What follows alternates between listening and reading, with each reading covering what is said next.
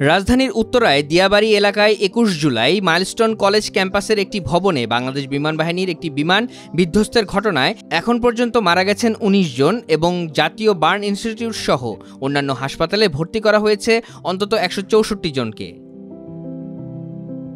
এ বিষয়ে একটি বিবৃতি দিয়েছে আন্তঃবাহিনী জনসংযোগ পরিদপ্তর ISPR। তাতে বলা হয়েছে, বাংলাদেশ বিমান বাহিনীর একটি FT-7 BGI যুদ্ধবিমান নিয়মিত প্রশিক্ষণের অংশ হিসেবে ২১ জুলাই বেলা ১টা ৬ মিনিটে ঢাকার কুর্মিটোলাস্থ বাংলাদেশ বিমান বাহিনী ঘাঁটি AK খন্দকার থেকে উড্ডয়নের পর যান্ত্রিক ত্রুটির সম্মুখীন হয়।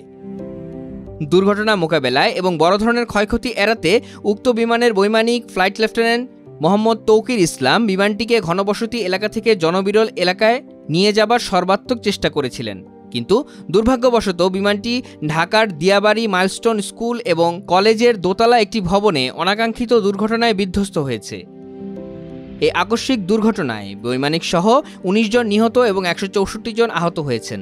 আহত সকলকে বিমান বাহিনীর হেলিকপ্টার সহ অ্যাম্বুলেন্সের সহায়তায় সম্মিলিত সামরিক হাসপাতাল এবং নিকটস্থ হাসপাতালে প্রয়োজনীয় চিকিৎসার জন্য দ্রুত স্থানান্তর করা হয়। উক্ত অনাকাঙ্ক্ষিত দুর্ঘটনায় বাংলাদেশ বিমান বাহিনী গভীরভাবে মর্মাহত এবং হতাহতদের সর্বাত্মক চিকিৎসা সহ সার্বিক সহযোগিতায় তৎপর রয়েছে।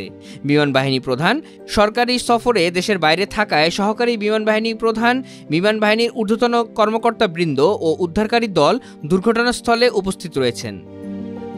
সেনাবাহিনী প্রধান, প্রিন্সিপাল স্টাফ অফিসার, সশস্ত্র বাহিনীর বিভাগসহ সামরিক বাহিনীর এবং ঊর্ধ্বতন সরকারি কর্মকর্তাগণ উপস্থিত ছিলেন।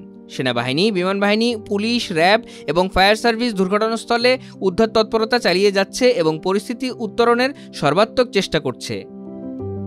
এই দুর্ঘটনার কারণ উদ্ঘাটনের জন্য ইতিমধ্যে বিমান বাহিনীর একটি উচ্চ পর্যায়ের তদন্ত কমিটি গঠন করা হয়েছে।